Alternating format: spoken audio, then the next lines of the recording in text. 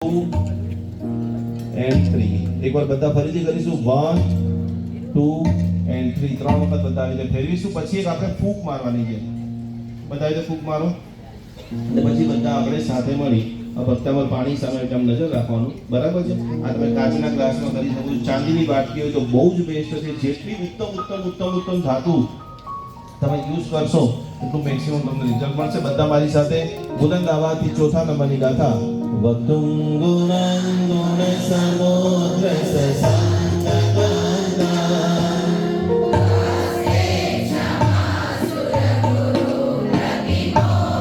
બીજી લાઈન ઉપર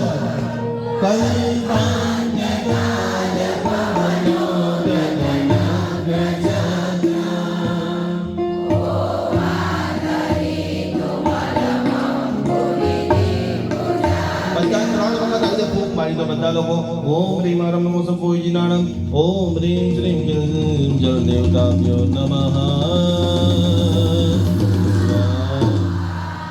બધા એક એક ગુટ પાણી પી લો બધા લોકો.